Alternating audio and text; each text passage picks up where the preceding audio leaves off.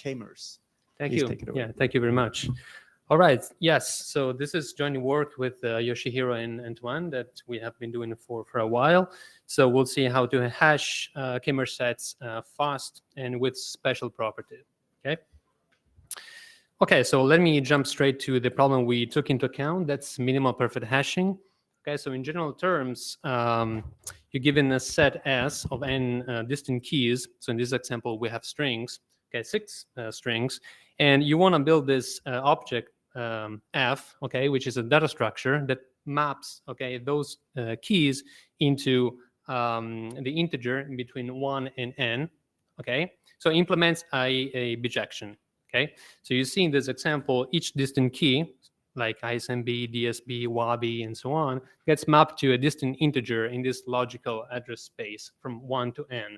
This example, n is equal to 6. Okay, so you see that there are no keys, okay, that gets mapped to the very same slot, okay, so it means that the function is perfect, okay, it's collision free, and there are no slots that are not assigned, okay, so that's minimal, okay, so that's the definition of a minimal perfect hash function, or MPHF.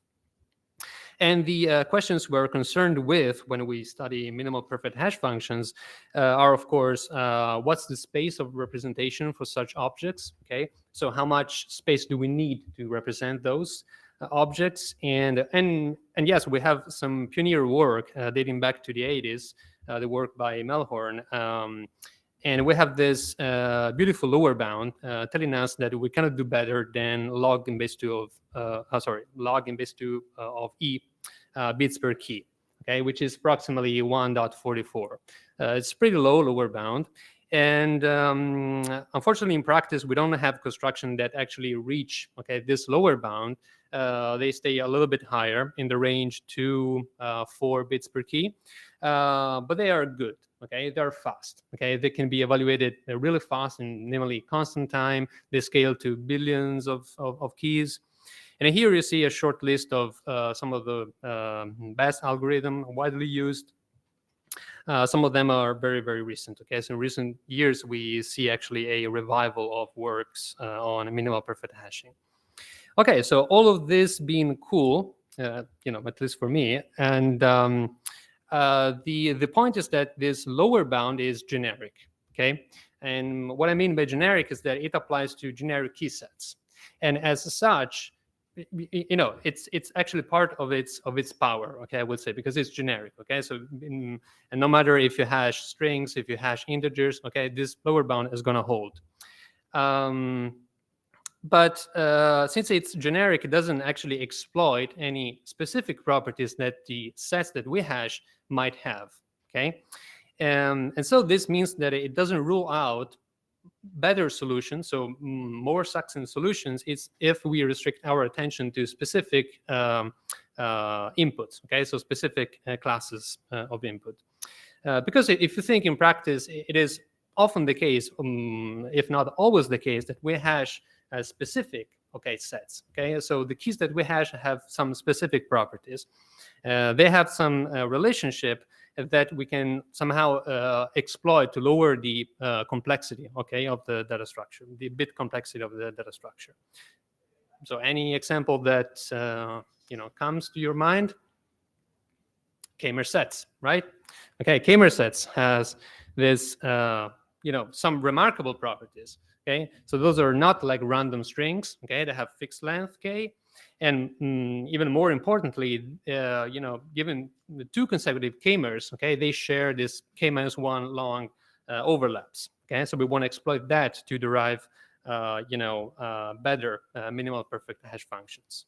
So our refined goal is the following. Okay, so we're given S, which is now a set of n distant k-mers, and what we want to do is to hash those, but in a principled way, okay, in a principled manner.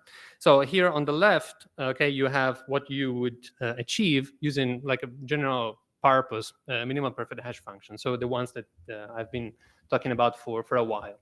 Okay, so you see F maps, those k-mers like at random. Okay, it looks random to us, and it is. I mean, it's not really random; it's pseudo random, but still, it doesn't have any a meaningful meaning. So the k-mers and the slots, okay, to which they are assigned are not, okay, in any specific relation to each other.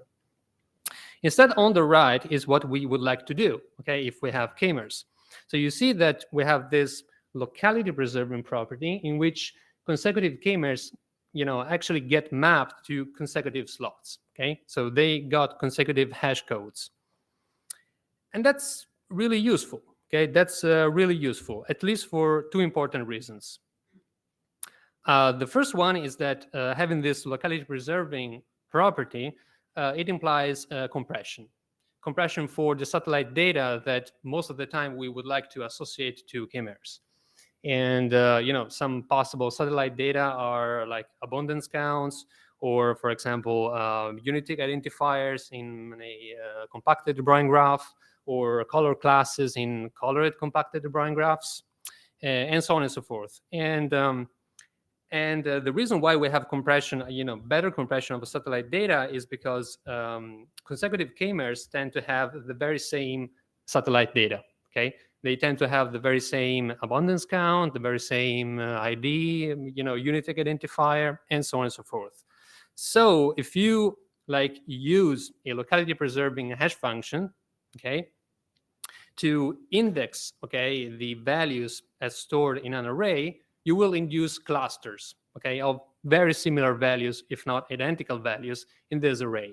And of course, having clustered data, it aids compression, okay? It's it's a way of compressing values much better. So that's one important reason. And the other one is, of course, faster evaluation time and faster access time. So you see from this picture that if you, for example, know that this first k-mer gets mapped to slot 4, okay, so its hash code is 4, guess what will the hash code of the next k-mer? It's going to be 5, right? Okay, so if you know the previous one, you can immediately compute the other with, a very cheap computation, okay? And again, it's often the case, if not always the case, that we don't query k-mers at random, okay? But we have principled query patterns, okay? So we query k-mers in sequence, okay? All right. And, the potential of this is, for example, this potential application, okay? But there could be possibly many others. So I've selected this potential application. It's called the experiment discovery problem. So here you're given a collection of references, okay? And you ask yourself how to retrieve, given a k-mer, the set of references where this k-mer appears. Also, allowing false positives. Allowing false positive, it means that the answer that you get from your index may also contain some, random, reference IDs, okay? And, and those reference IDs can be filtered out later by later processing. And so, so we have this, I would say, almost standard solution, which is COBS, or compact bitSlice layout, which essentially represent each reference using a Bloom filter. Then you invert, okay, all the Bloom filters.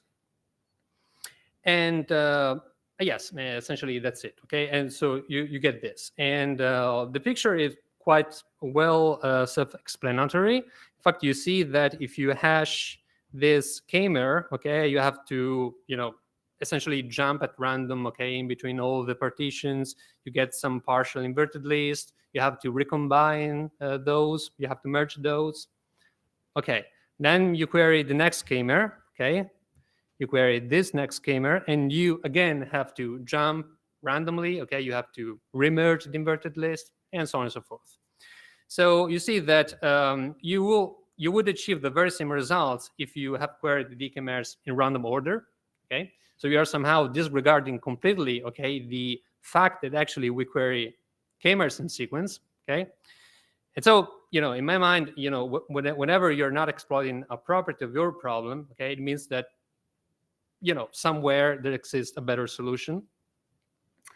So what I propose here on the right is to use a locality preserving minimal perfect hash function.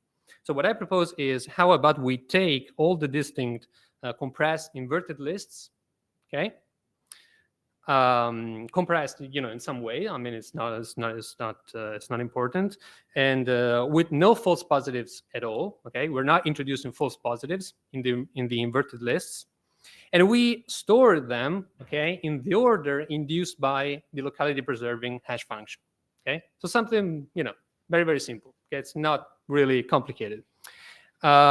This works remarkably well now, because if you query consecutive k-mers, they will, hit, okay, as soon as they are, let's say, as long as the locality preserving property is actually preserved, they will gonna hit, okay, the very same satellite value, so the very same inverted list, which will already be in the cache of your processor, okay.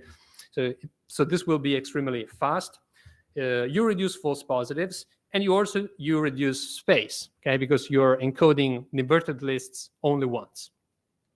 And in fact, I've got some preliminary results who show that, that show that this solution, it's way smaller and faster than this other one. But again, this is just one potential applications. If if you have other applications, please tell me and we can do something together. I'm not able to change slides anymore. Why is that? Oh, sorry. Yeah. Okay, cool. Thank you. Okay, so for all these reasons, we developed locality preserving OL or LP hash. And this is an overview of the main features. So yes, it is smaller than the classic lower bound. Okay, so it is well below the theoretical lower bound. Okay, so you have to keep in mind that this is a theoretical lower bound. Okay, which in practice it's not reached. Okay, by the typical constructions. While LP hash is well below in practice. Okay, not only in theory. And the cool thing is that its space decreases when increasing k. Okay, that's also something good. Okay, because in the future it is foreseen that we're going to use longer and longer longer k-mers. Okay, so the space will decrease. We have faster streaming queries, as we said. We are able to scale to billions of k-mers, and as always, as everything that I do, the code is available on GitHub. Also, the datasets that we use in the paper are available on Zenodo, so that it's easy for you to download them and reproduce the results. Yeah, so now coming to the results, that's the space of representation. Okay, so right, so we indexed all the k-mers from this genome. So for this organism, like Homo sapiens, the cod, kestrel, elegans, and yeast, for different values of k. Okay, like from 31 to 63. So you keep the space, is decreasing, and you see the comparison with the theoretical lower bound in this dashed line, which is, as I mentioned, 1.44 bits per key, and you see LP hash can even reach like 0.5 bits per key or something similar. On the human, we are around 0.9 bits per key. And instead, traditional minimal perfect hash functions like BB hash and PT hash, as you can see, they are in the range of 3 bits, 2 bits. Okay, so they are much larger. And regarding the query time, this is one of the big table we had in the paper. I mean, no reason to go through each column, each line, but you see the trend. Again, the more we increase k, the lower the streaming query time. The random query time, okay, if we do not exploit the locality preserving property, is I would say competitive, at least when we index like billions and billions of k-mers. And this is with respect to the fastest, minimal perfect hash functions in the literature, namely PT hash. Great. I think that's all from my side. How much time do I have left? You have 7 minutes. 7 minutes. Okay. Yeah, I thought it was like 15. Okay, cool. Yeah. Okay. Well, I'll go on. Yeah. some space for questions, but Okay. Yeah. 2 minutes. Of course. Okay. 2. Okay. Okay. You said 7, then 2. Yeah. And of course. Yeah. Yeah. I mean 2. Okay. So. Yeah. Yeah. So. Okay, but actually, thanks to the previous speaker, I don't have to reintroduce minimizers and super chimeras. So yeah, so perhaps I'm gonna tell you, the core technicality of how we can build this locality preserving hash function. So we use minimizers. Okay, so we use minimizers, and we rely on this intuition that. If you look at the super chimera, and if you consider the position of the minimizer inside the first chimera in the super chimera, so in this case, for this example, you have this G is a super chimera. I mean, the numbers inside are not the characters. Okay, the characters will be A, C, G, T, but it's just the positions. So you see, the minimizer appears in position 6 in the first chimera. And since, again, chimeras are consecutive, okay, the minimizer position is gonna slide by, let's say, 1 position to the left, okay, for each chimera, okay. So if you wanna achieve like a minimal perfect hash function for the set of chimeras belonging to the same super chimera, you have just to compute this. You just have to subtract the position of the minimizer in the first chimera with the position of the minimizer in the query chimera.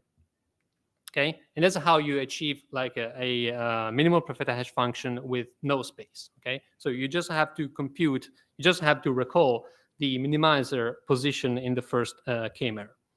And now, building on this building block, we can now build a larger minimal perfect hash function with this locality preserving property, because you see that if you plug the values of the positions for consecutive chimeras, you also have consecutive ranks. Okay, and so that's how you achieve locality preservation. Okay. Yeah, I guess I'll stop. Oh, yeah, I cannot change slide anymore. Yeah, I cannot change slide anymore. So, I guess I'll stop here and take some questions. Thank you very much.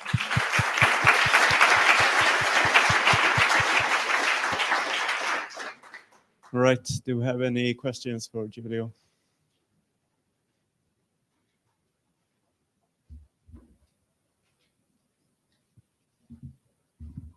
So thanks for the talk. In the beginning, you showed the example where you introduced the locality preserving property, and Yes. there you had the arrows from the lower 3, I think, cameras pointing, exactly there. Yeah. Pointing upwards. So Yes. the index in the sequence is not always the same as in the buckets. Yeah. And I was wondering, how do you check if the sequence stops in the bucket or is changing? So you have to do some check, right? So the next camera is not always the next in the bucket sequence. How do you check? Yeah. So in fact, what the paper shows is that you have this notion of 1 minus epsilon locality preserving with this epsilon factor controlling, how much locality you are actually preserving.